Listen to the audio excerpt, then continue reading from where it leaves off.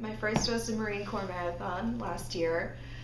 And I had a lot of problems because I really spent a lot of time feeling like I was low.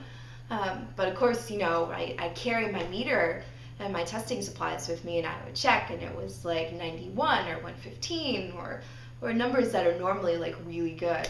And that definitely took a lot of mental game and thinking to myself about how much I had trained for this race, thinking about the friends who are out there on the sidelines to cheer me on, and thinking that I know that I'm strong enough. I just have to call up that strength. I ran the race a little slower than expected, but it was still half an hour faster than last year. It's a great way to demonstrate to yourself the things that you can do and the limits that you can push.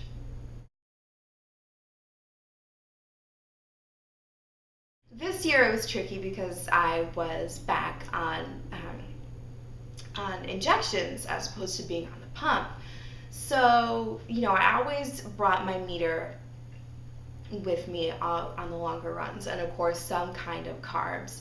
I found that for me personally, shot blocks, which are these little gel chews that you can pretty much get them at any athletic store, were good for giving me energy but not making my blood sugar spike too much. It's definitely a trial and error process, and if you want to train for a marathon or you want to do some kind of endurance event, you have to realize up front that it's going to take experimentation, that you're going to make mistakes, or not even making mistakes, but you're going to take some time to figure out what works best for you. So definitely an attitude of patience is just as important as toting along your meter and your carbs and your insulin. Logging is also important. It's a complete pain in the neck, but if you're testing your blood sugar before and after exercise or during exercise on your longer runs or rides or whatever you're doing, that will help you get a really good picture of what exactly is going on, so you can try to figure out trends.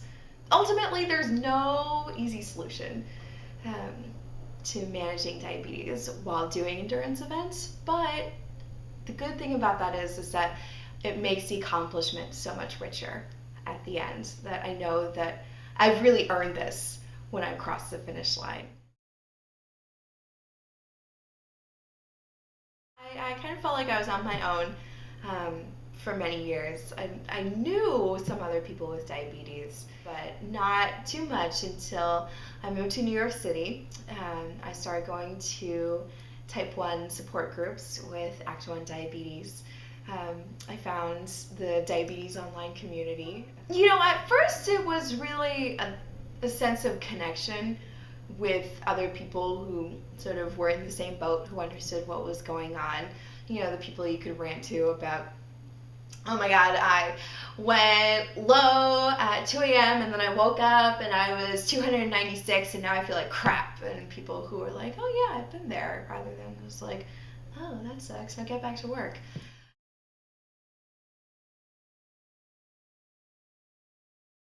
But over time, it's really come to just being about friendship, regardless of the diabetes, and connecting with people and sharing so many other interests and commonalities outside of diabetes. That, whenever people say Twitter is pointless or Twitter is just about people who are self-absorbed, I'm like, I'm not so sure about that, because I've found some really good friends. I think laughter is really important. Laughter is a very big part of my life. Most people know me for my crazy laugh and how I laugh at everything. And I'm also a laughter yoga leader, and having that attitude of letting things go when they stress you out can be really helpful to sort of, as a way to shift your head out of the negativity and the self-blame that can come from having diabetes, and into an attitude of, it sucks, but I'm gonna laugh about it anyways, because that makes me feel better, and ultimately that's gonna help me to move forward in life. Sharing with others what's going on with you and with your life, whether it's with other people who have diabetes or whether it's your loved ones who don't, and educating them about um, how you take care of yourself and when you might need someone to be there for you. That can be enormously powerful in living well with diabetes.